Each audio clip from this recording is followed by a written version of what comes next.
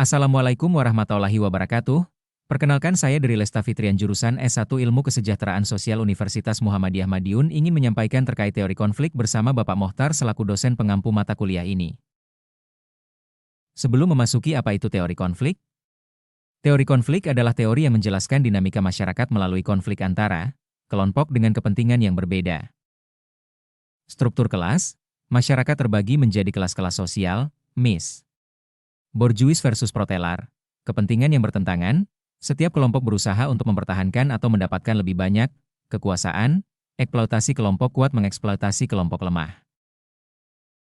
Elemen kunci, kekuasaan dan dominasi, dinamika kekuasaan mempengaruhi hubungan sosial, perubahan sosial, konflik sebagai pendorong perubahan sosial, ketidakpuasan dapat memicu revolusi, ideologi, pemeliharaan ideologi untuk mempertahankan status kekuasaan. Aplikasi teori konflik, ekonomi, pertikaian antara pekerja dan pemilik perusahaan, ras dan etnis, ketegangan antara kelompok rasial dan etnis yang berbeda, politik, pertentangan parpol atau kelompok lain. Kritik terhadap teori konflik, terlalu fokus pada teori konflik dan mengabaikan kebersamaan atau kerjasama, tidak menjelaskan dengan baik mekanisme perubahan damai dalam masyarakat. Contoh kasus teori konflik persaudaraan Setia Hati Trate, PSHT, dan Setia Hati Winongo, SH Winongo memahami akar dan mencari solusi. PSHT dan SH Winongo adalah dua organisasi persilatan besar dengan sejarah panjang dan pengaruh kuat di Indonesia, terutama di Jawa Timur. Meskipun memiliki akar budaya yang sama, seringkali terjadi gesekan dan konflik antar anggota atau simpatisan kedua organisasi. Pemaparan ini bertujuan untuk mengidentifikasi akar permasalahan konflik dan menyoroti upaya-upaya yang dapat dilakukan untuk mencapai penyelesaian yang konstruktif. Perkenalan singkat SH Trate dan SH Winongo.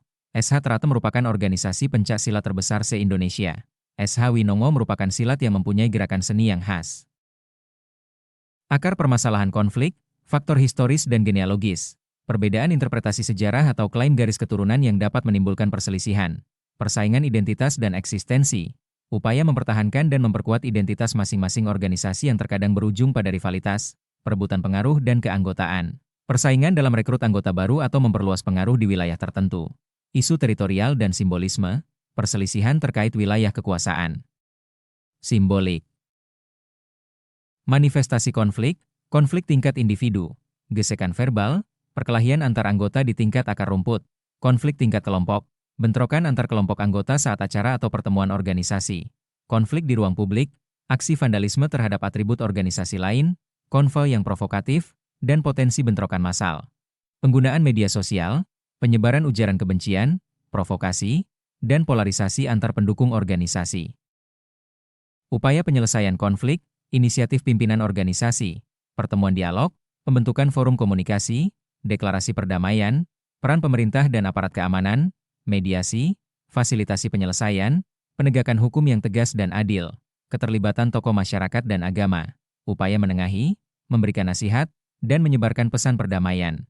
Inisiatif dari anggota, pembentukan kelompok dialog lintas organisasi, kegiatan sosial bersama. Tantangan dalam penyelesaian, sentimen kelompok yang kuat, loyalitas mendalam terhadap organisasi dan sejarah konflik yang sulit dilupakan, adanya kelompok minoritas yang radikal, individu atau kelompok yang tidak menginginkan perdamaian dan terus memprovokasi, kurangnya komunikasi dan saling pengertian, hambatan dalam membangun dialog yang efektif dan saling memahami perspektif.